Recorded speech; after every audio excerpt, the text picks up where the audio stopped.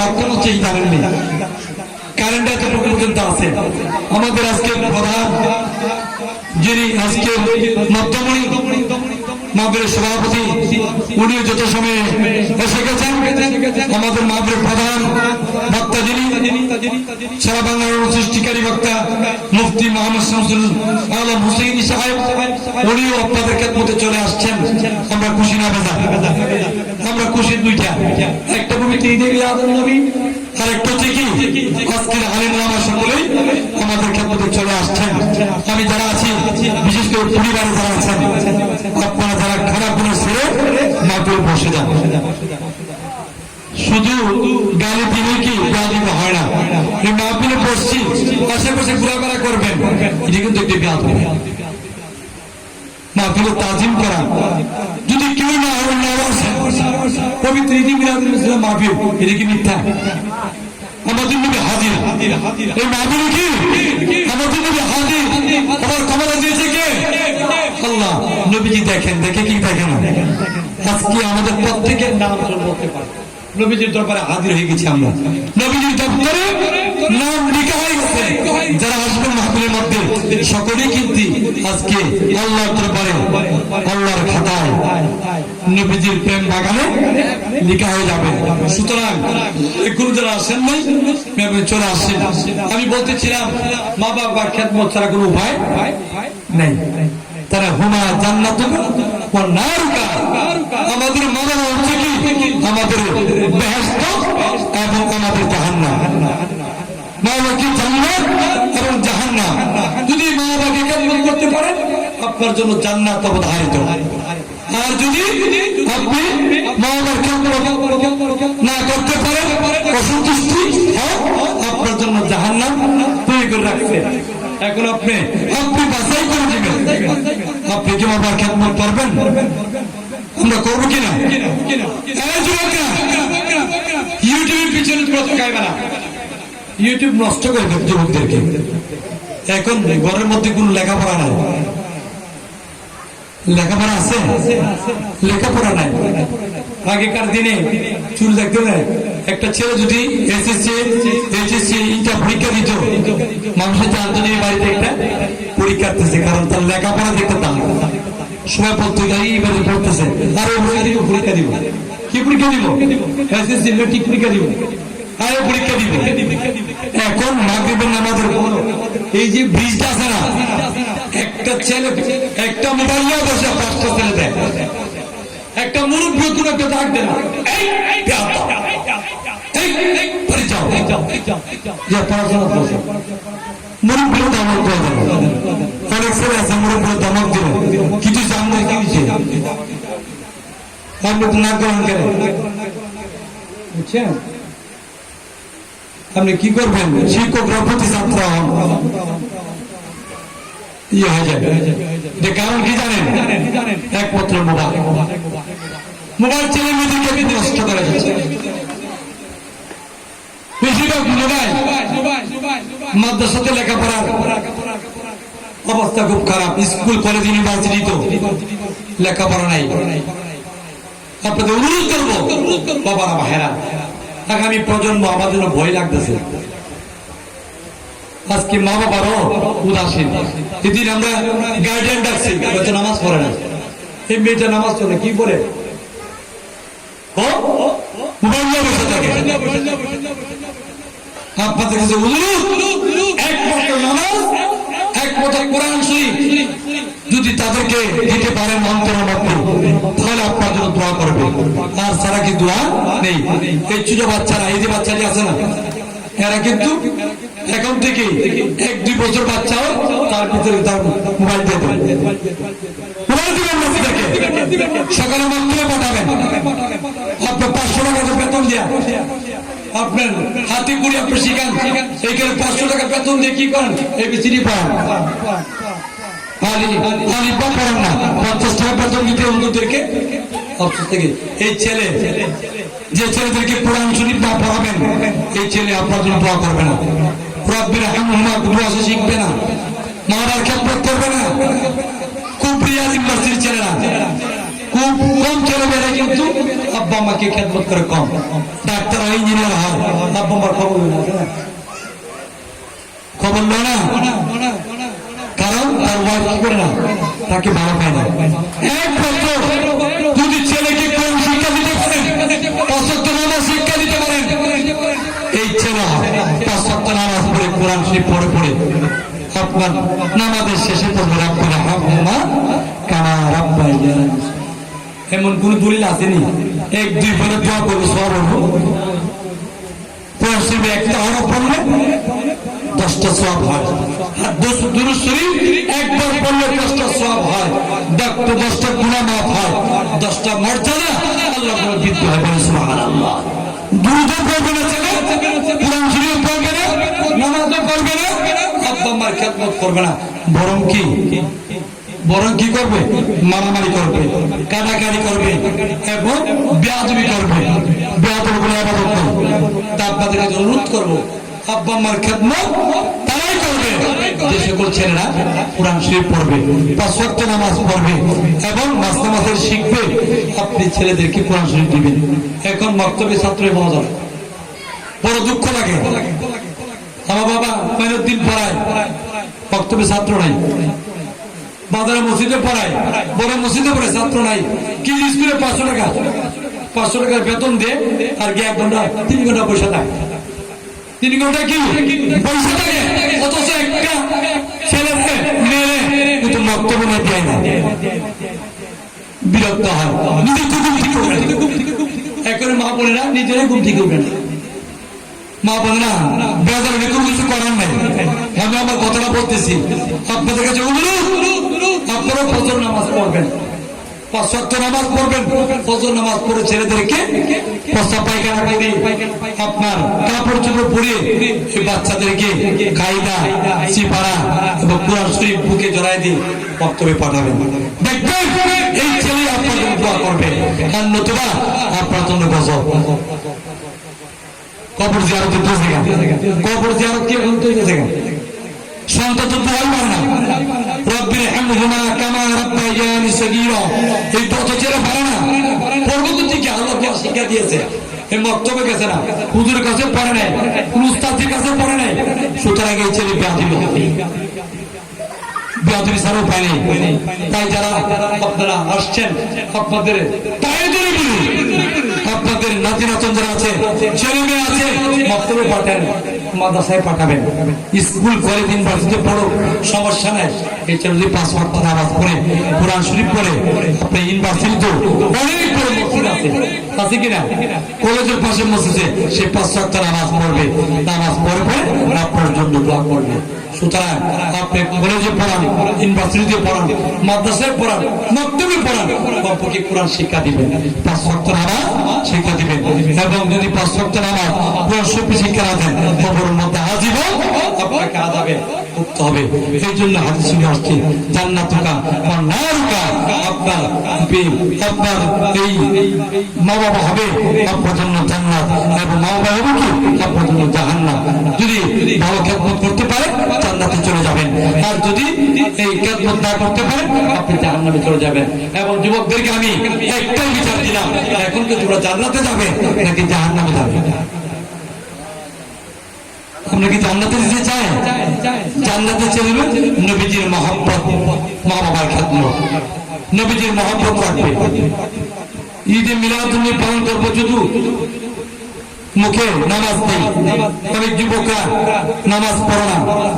এই যদি নামাজ পড়ো, এই 2তলা মসজিদ আমার জায়গা হবে? পুরো মসজিদ কি জায়গা হবে? জায়গা হবে না। 3টা মসজিদ হয়েছে আপনার জুমা মসজিদ, কিন্তু সবগুলা পড়ে না, ঠিক কিনা? যদি যুবকরা সবাই নামাজ পড়তো, আজকে প্রত্যেকটা মসজিদ কানায় কানায় ভোট, ঠিক কিনা? নামাজ পড়লে আপনার আব্বা আমার কথা মনে হবে। আমি যুবকদেরকে বলবো 5 ওয়াক্ত নামাজ পড়বো। কত ওয়াক্ত? 5 ওয়াক্ত নামাজ। 6 ওয়াক্ত নামাজে কাফারা দিতে হবে। কত ওয়াক্ত? কি কেন? নামাজ তো 5 ওয়াক্ত। এখন আমরা হুজুরে কিন্তু মাসালা উঠে গেছে, আমাদের মুরব্বীরা সর্দাররা আমরা কি বক্তব্য রাখি হুজুরে, আগেকার দিনে আমাদের উস্তাদরা, আমাদের ইমাম সাহেবরা দাঁড়িয়ে কি করতেন, কোন ব্যক্তি কত ওয়াক্ত নামাজ কাজা হয়েছে হিসাব করতেন। কি করতেন? হিসাব করতেন। হিসাবটা কি? কত দিন প্রতিদিনে 6 ওয়াক্ত নামাজের কাফারা দিতে হয়। কত ওয়াক্ত? করেন দি 5 ওয়াক্ত ফরজ। কত বলি হয়? এটা কি বেতরের নামাজ? বেতরের নামাজ ওয়াজিব। এই বেতরের নামাজ 6 ওয়াক্ত নামাজের কাফারা দিতে হয়। প্রতি ওয়াক্তের জন্য কত টাকা? ফেতরা যত টাকা দেয় কত টাকা? প্রতি ওয়াক্তের জন্য ফেতরা যত টাকা দেয় কত টাকা দিতে হবে? 5-8-40 টাকা প্রতিদিনে কাফারা। পাচ্ছ কত? 424 টাকা প্রতিদিনে কাফারা দেয়। তাহলে আপনি 1 মাস কাজা করেন কত টাকা আনবেন? বছরের পর চলে যাচ্ছে, কিন্তু আমরা হুজুরা কিছু নিজেরা একটু বলে আল্লাহ একটা দিয়ে পাপ্পা অথবা এতদিন বিস্কিটটা খাওয়ালেন এতটুকু দিয়ে বাঁচার জন্য আর কি। আসলে কাজ করা যায় একটু সম্ভব। অনেকে আজীবন নামাজ পড়তে না, আল্লাহ আছে কিনা? এখন হিসাব করে দেখেন, প্রতিদিন যদি 6 ওয়াক্ত নামাজের কাফারা দিতে হয়, আপনার আমার জীবনে কত টাকা কাফারা আসবে? আমার পর্দানিসীন মা বোনেরা, আপনাদের আরো রাখবো, থাকবো না দুনিয়াতে। আমি একদিন রাখবেন দিন চলে যাবো। আমার আব্দুল হাকিম দুয়া চলে গেছেন, আমাকে খুব মহব্বত করতেন, আদর করতেন, এবং উনি খুব তরিকত লোক ছিলেন। ফকির ফকির আহত ছিলেন। উনি কি ছিলেন?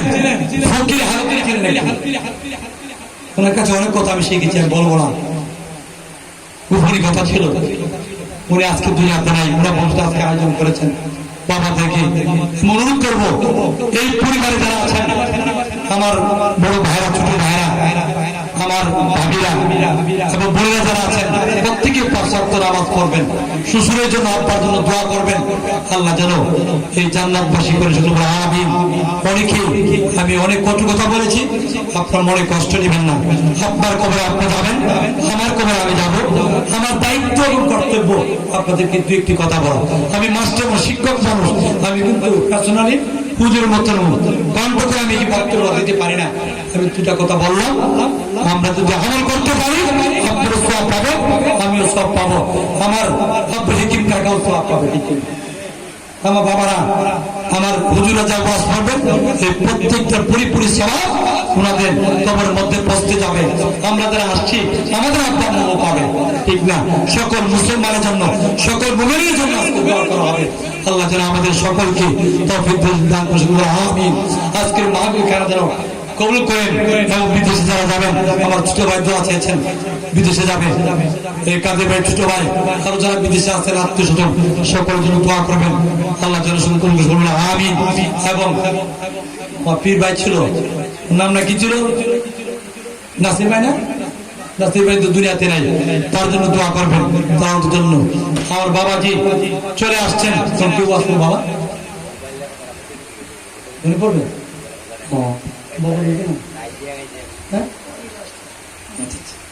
এখন আমি আপনাদের কাছে অনেক কথা বলে ফেলছি, মা বোনদেরকে, আপনাদের মুরব্বীদেরকে, আপনারা আমাকে ক্ষমা করে দিন। আমার একটা সে কথাই থাকবে, আপনাদের ছেলেদেরকে মাদ্রাসায় পড়াবে, তবে বক্তব্য শিক্ষা দিবেন। স্কুল, কলেজ, মসজিদ যেই পড়ান না কেন, শেষ কথা একটাই, কমপক্ষে কোরআন শিক্ষা দিবেন, নামাজ শিক্ষা দিবেন। আল্লাহ যেন আমাদের সন্তানদেরকে আল্লাহর সালেহ নেক্সট সন্তান কবুল করুন, আমিন। ওয়া আখিরু দাওয়ানা আলহামদুলিল্লাহি রাব্বিল আলামিন। আসসালামু আলাইকুম ওয়া রাহমাতুল্লাহি ওয়া বারাকাতুহু। মাশাআল্লাহ, মারহাবা। এই মাহফিলের পক্ষ থেকে হুজুরকে লাল গোলাপ শুভেচ্ছা। নারী তাকবীর, আল্লাহু আকবার, নারী রিসালাত, ইয়া রাসূলুল্লাহ সাল্লাল্লাহু আলাইহি ওয়াসাল্লাম। সভাপতি সাহেবের আগমন, শুভেচ্ছা আর স্বাগতম। আলহাজ মুফতি ডক্টর এম.কে. আল-আমিন সাহেবের আগমন, শুভেচ্ছা আর স্বাগতম। সভাপতি সাহেবের আগমন, শুভেচ্ছা আর স্বাগতম। এই মাহফিলের পক্ষ থেকে লাল গোলাপ শুভেচ্ছা, গাটিয়ারবাসীর পক্ষ থেকে লাল গোলাপ শুভেচ্ছা। এই পর্যায়ে আমাদের সামনে আলোচনা নিয়ে আসছেন সারা বাংলার আলোড়ন সৃষ্টিকারী আহলে সুন্নাত ওয়াল জামাতের বলিষ্ঠ কণ্ঠস্বর, সমুদর কণ্ঠের অধিকারী ও মিডিয়া পর্যায়ে আলোচক মুফতি মোহাম্মদ শামসুল আলম হুসাইনি সাহেব, মুফতি মোহাম্মদ শামসুল আলম হুসাইনি সাহেব হুজুরকে পবিত্র কুরআনুল কারীম হতে পবিত্র ঈদে মিলাদুন্নবী সাল্লাল্লাহু আলাইহি ওয়াসাল্লাম ও কবর হাসর সম্পর্কে বয়ান করার আহ্বান করা হলো।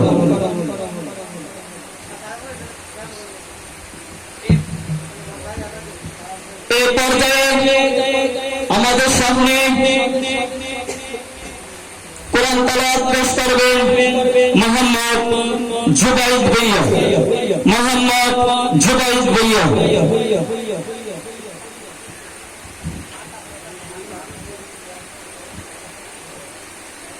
أعوذ بالله من الشيطان الرجيم. بسم الله الرحمن الرحيم. الرحمن علم القرآن خلق الإنسان علمه البيان. الشمس والقمر بحسبان والنجم والشجر يسجدان والسماء رفعها ووضع الميزان ألا تطغوا في الميزان وأقيموا الوزن بالقسط ولا تخسروا الميزان. والأرض وضعها للأنام فيها فاكهة والنخل ذات الأكمام والحب ذو العصف والريحان. فبأي آلاء ربكما تكذبان.